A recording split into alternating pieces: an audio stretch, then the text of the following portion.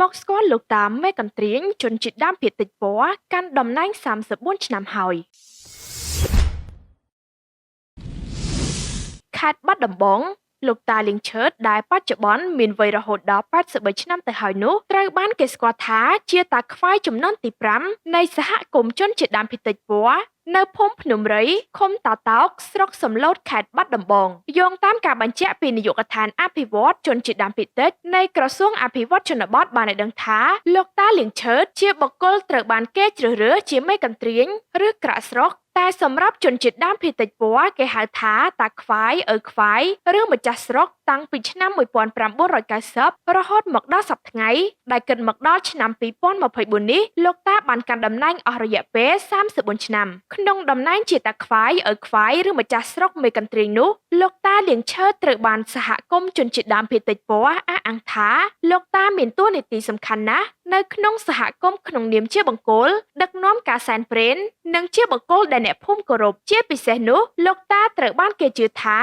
លោកមានទំនាក់ទំនងទៅនឹងព្រលឹងវិញ្ញាណដូនតាដែលអាចធ្វើឲ្យអ្នកភូមិសូមសេចក្តីសុខជៀសផុតពីគ្រោះចង្រៃសូមការណែនាំនិងលាបំណន់នៅពេលដែលពួកគេប្រព្រឹត្តខុសប្រពៃណីជាដើមនៅពេលមានឧបទ្ទវហេតុកើតឡើងនៅក្នុងសហគមន៍គឺមេអារក្សបញ្ចូលរូបបូបាណាមករកមូលហេតុដើម្បីធ្វើពិធីសែនព្រេនតាមទីកន្លែងដែលមេអារក្សកំណត់ជនជាតិដើមភាគតិចពណ៌គោរពអារក្សឈ្មោះតាក្រសាយាយម៉ៅនិងយាយរ៉ាយ៉ាងណាក៏ដោយមិនមែននរណាឬឲ្យតែជាជនជាតិដើមភាគតិចពណ៌សុទ្ធតែអាចកាន់តំណែងជាតាខ្វាយបាននោះទេព្រោះក្នុងតំណែងជាមេដឹកនាំមួយនេះតាខ្វាយត្រូវអនុវត្តដំណើរជាច្រើនខុសពីប្រជាជនធម្មតាយោងតាមប្រពៃណីទំនៀមទម្លាប់របស់សហគមន៍ជនជាតិដើមភាគតិចពណ៌បំរាមចំពោះតាខ្វាយរួមមានហាមនិយាយកុហកហាមផឹកស្រាហាមសម្លាប់សត្វតមិនឲ្យចូលរួមបន្សពអ្នកស្លាប់ក្នុងភូមិមិនឲ្យចាក់ចេញពីភូមិលើសពី2ថ្ងៃតមអាហារដូចជាសាច់គោទឹកដោះគោផ្លែទឹកដោះគោពេលងូតទឹកគ្រប់ពេលមិនឲ្យគេមើលឃើញ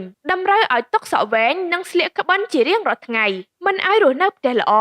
នៅបានផ្ទះខ្ទមដំបូលស្បូវឬស្លឹកតាមប្រពៃណីជនជាតិដើមភាគតិចពណ៌មិនបូជាសាកសពទេគឺយកទៅកប់នៅព្រៃកប់សពលើកលែងតែតាខ្វាយពេលស្លាប់ទៅគេធ្វើពិធីបូជាដោយខ្មែរភូមិភាគកណ្ដាលដែរយោងតាមរបាយការណ៍ស្ដីពីលទ្ធផលនៃការសិក្សាស្រាវជ្រាវការកំណត់អត្តសញ្ញាណសហគមន៍ជនជាតិដើមភាគតិចដោយការិយាល័យអភិវឌ្ឍជនជាតិដើមភាគតិចនៃមន្ទីរអភិវឌ្ឍជនបទខេត្តបាត់ដំបងបានឲ្យដឹងថាបច្ចុប្បន្នមានជនជាតិដើមភាគតិចពណ៌សរុបចំនួន165គ្រួសារស្មើនឹង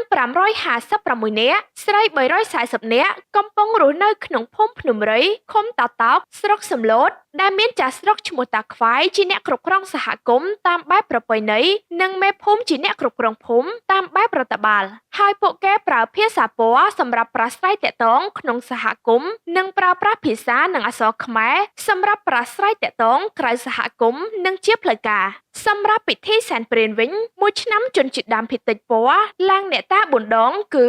1ខែកដឹករំលឹកដង្គមខែមិរមៀកខែបោះសែនកាប់ចំការនិងខែពិសាខសែនដំស្រូវបុណ្យចូលឆ្នាំជនជាតិដើមភាគតិចពណ៌គឺនៅថ្ងៃពេញបូរមីខែចែក